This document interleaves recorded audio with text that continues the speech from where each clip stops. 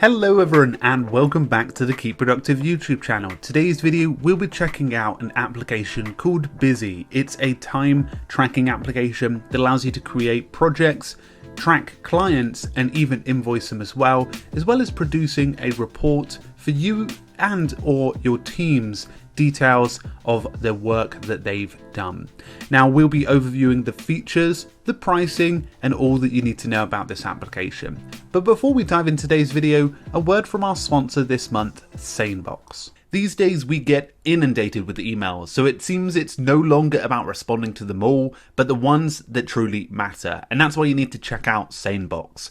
I've personally been using Sanebox for the last 2 years and have loved the way that the AI monitors my inbox, moving any unwanted emails right into a folder called Sane Later, leaving me more time to focus on processing emails that are important and not every single one that comes in. Apparently Sanebox users save roughly 3 to 4 hours a week on email. What's really cool is you can train the system as well, so if you find an email in the wrong folder, just move it and it will train over time. There's no installs, no learning, and it works with all email providers and services out there. I personally use it with Missive. It also has some nifty features like Sane Black Hole, where you can drag messages from annoying senders you never want to hear from again, and Sane Reminders to ping you if someone hasn't replied to your email by a certain date. Now you can get a 2-week free trial and $25 credit by visiting sanebox.com/keepproductive. Anyway folks, a big thank you and I hope you enjoy. So here we are on the application Busy. Now when you get started you may want to check out the pricing. The pricing is fairly reasonable. It's traditional for a time tracking tool to have this sort of pricing. They have a website called busy.no, but just to be aware, I think they're a Norwegian company, so you may need to select the language English to be able to get that site in English. Now just when you do that, if you didn't want to learn Norwegian for this one, you'll be able to access the pricing at the top here. So they do have 4 types of pricing. They have a Busy single user, which is essentially their free plan, which is probably quite good for those who are looking to just have a really basic analysis of their time for free. And that gives you 2 active projects and 1 user account. But if you wanted to, they have 3 additional pricing plans. They have internal hours, client hours and pro. Internal hours is more for companies that are looking to track their salary, their vacation time and their leave, and it includes and calculates overtime and time balance. But client hours is more for those who are freelancers, maybe those companies that work outsourcing a lot of their work or insourcing and naturally it will do invoicing, and they have a pro which is a combination between the two.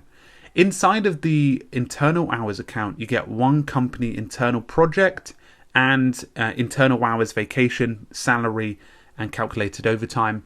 Inside of the client hours plan, you get 500 active projects, which is quite a lot. But then again, you do need to calculate these client hours for the projects, project manage, and basis for invoicing. So here we are on Busy. Now you get this timeline view over here, so you can see your week ahead. You can see here any of the logged hours, the billed hours, and you can see this red line is your current time. But you can get started going to drag the timer or start the timer up here. Now I'll just show you around the account before we dive into doing that. So here you get the reports, and when you start adding the details to it, in which we'll do in a moment, of the time tracked, you'll be able to see useful reports that will give you useful data. Here you have something that is only available through the Pro plan, but it's the ability to manage overtime, leave and time off per employee. And this can be helpful specifically when you're trying to take into account holidays, employees' working hours and companies' internal routines. Now down here in the free plan, you do get 2 active projects. So in this case, I've made 1 here. You can see that this is for the toolpicker site, but you can also add projects and you can add clients. And up here, you can see the total amount of clients, active clients and archived clients. You can also add tags as well. Tags are helpful for being able to associate certain types of work. So in this case, I could say writing, or editing or filming if you were a freelancer. And finally, there's people, which allows you to see all of the people you've added to your account. And that's handy for if you've got teams, which you can break down and activate.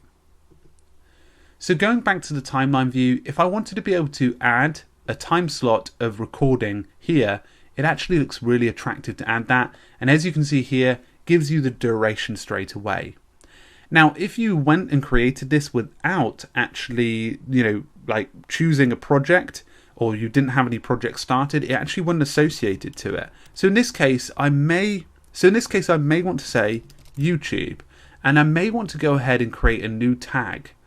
So in this case, I'm going to add a tag of recording. Go ahead and create the tag and confirm. And if I go back to the timeline view, it should still be there. So I can go ahead and associate it to recording only. And in this case, it's not actually tool picker related. So I could go ahead, but in this case, let's just associate it to tool picker.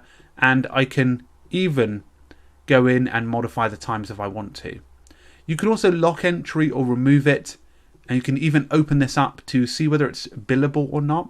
But in this case, I actually went to the project view. And if I click in, you can set this up so that it doesn't become billable. So you're not forced to add a budget in there or billable hours. So we'll show you how that works on the freelancing side of stuff. So it saved it. And as you can see that the sensitivity of it as well, if you're sharing it, you can add the confidentiality if it's a meeting to confidential or private. But let me go ahead and add a few additional items. So I've gone ahead and created a new project called New Introduction Video for Website, and I've added a client, Simon Ward. I've also made this billable, so I can actually see the project rate, and I can even set a billing. So for example, I'm going to say £50 per hour. So if I go back to the time tracking and I say I wanted to be able to associate this to the new introduction video, and I wanted to say I was doing some editing, then I can go ahead and add that there. If I pop this open, I could say that I wanted to say I'm going to make this billable 25 minutes was billable. And as you can see here, a indication that 45% of the time was actually billable time. So maybe that was consultation or actually the editing part once I did some of the research.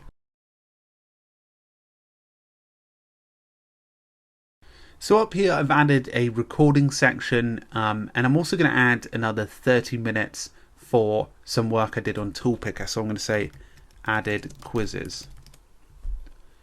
So you're starting to see the ability to organize and plan previous bits of time that you've sorted. And you can see here that I've logged a total of 5 hours.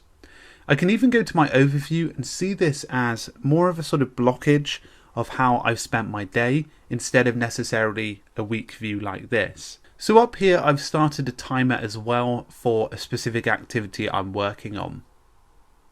So this is where the reports come in. If I go over to the report section, I can see the status of the certain activities I've got. And in this case, the new introduction video for the website has totaled up to £166.67. So if I click into this, I can actually get a breakdown of the time that I've spent on the actual project. And you can see here all of those times that I've logged as well. You can see a breakdown of what people actually worked on this project and the percentage of billable time. And also a breakdown of the tags used. So for example, if I wanted to see how much was recording, and I can even see a week view and a month view as well. Up here I can export that data, which is pretty handy to do as well. If I went back here and I went to the tool picker section, I could see that as well, the same sort of data that could be useful, and see a breakdown there. So if you add any tasks to the future to be done, you can see them, but they will be grayed out. So in this case, it will give you an idea of what you will be working on in the future, and it will help you plan ahead. Now up in the settings, you can change a few things. For example, whether you enable categories, clients, and teams, as well as being able to modify your profile. There are some integrations with Google Calendar and Outlook Calendar, so you can actually sync them up, allowing you to see your busy type events inside of your Google Calendar. So all in all, this is a super basic time tracking application that has some really nice design and UI for being able to start tracking. And I can imagine as time goes on, as teams look to manage their projects, they'll be able to get useful reports and data, as well as for those who are managing it internally. This seems like a really nice, easy to use tool. The iPhone application looks really good, and it seems to be reasonably priced, especially if you're just using it for yourself or just want to trial it before you get started. So folks, hopefully that was a useful overview of Busy. It's a fairly new application, so I'll make sure to include all the details below, and I hope you enjoyed today's video. If you've managed to check out Busy, feel free to share your feedback in the comments below, but if you're new here, please do subscribe. Thank you very much folks, and I'll talk to you all very soon. Cheers everyone, bye.